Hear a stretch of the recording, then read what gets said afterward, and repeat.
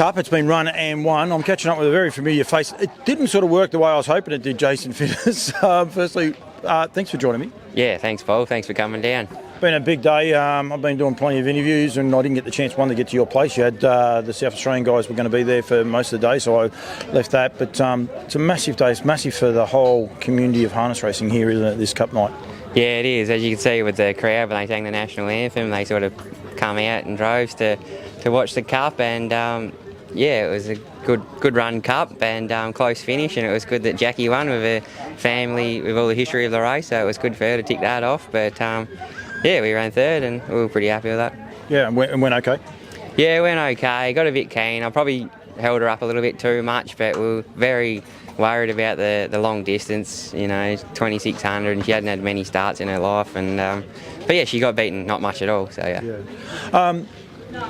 Harness racing's going good here. The crowd tonight, you say about the crowd up there, the crowd of people here as well, the pony trotters, the people that are around, it's terrific, isn't it?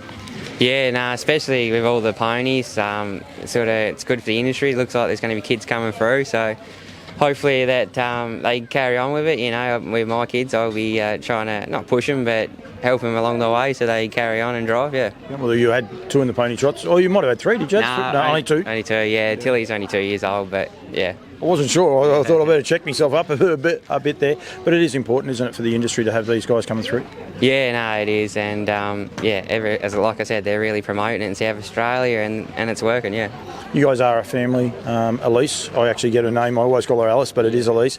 Your kids, mum and dad. It's a big family sport and big commitment. You guys love it? Yeah, no, we love it. Ever since Elise has been with me, she's really jumped on board with the horses, and yeah, I wouldn't be able to do it without her. Actually, she does all the accounts and just helps out and watches the kids. And if I got to go on a long road trip, she'll come with me. But yeah, and then the family at Glencoe, obviously, they've been my backbone from the start, and they'll continue to support me. Even if you get it wrong sometimes, like tonight probably. But yeah, the sun will come up tomorrow, and they'll always support me.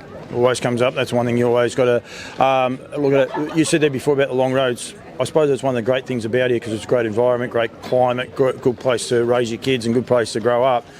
A lot of long drives though, for a lot of commitment, like it's 5 hours to Globe Derby, 4 and a bit to Melton, so you guys have got solid commitments to get long trips.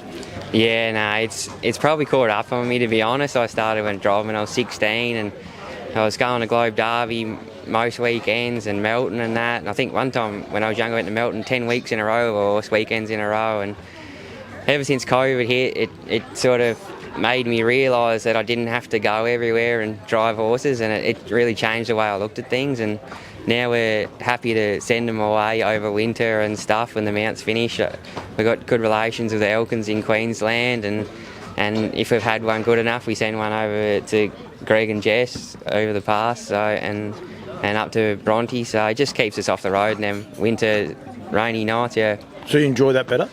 I do, yeah. I get a good set. I like to hang around and be with my family mainly, so I can still be a part, get them up, fit racing, and yeah, when the mount season's over, we sort of distribute them out to where we think they belong and reboot and get some new ones going. Do you keep some yourself? Yeah, it all depends on what's going on with them, but the ones that have reached their mark, they got to go, yeah. And then reload for the next year and go from there. Mate, thank you. Come out at your place next time. I'll get a bit more time. Well, I'll get in before those South Australians. They don't get out of bed real early. They're not keen on me chipping them all the time, but they're a bit of late risers, aren't they? Yeah, well, we only race for 6 months, so we sort of pretty casual about things. But as long as the jobs get done at the end of the day, doesn't matter what time. No, absolutely. Jace, thank you. Thanks for joining me tonight. Unfortunately, didn't get a winner. You're still a chance. Jackie's in form. She's won 2 in a row, so you never know. You got one in the trot at the end, but can't believe you're not driving. You've got to drive these trotters so you get better on them, mate. Oh, as you see, Jackie just drive a Cup winner then. She's got good hands, and if she's not in the driving in the race, you might as well give her a chance, and especially with trotters, I don't have much. I just bought her to sort of support the mount this year for numbers, but turns out there's a bit of a trick to them, and they sort of got the better of me at the minute. Thanks, mate. No worries. Cheers, Bob. Thanks, buddy.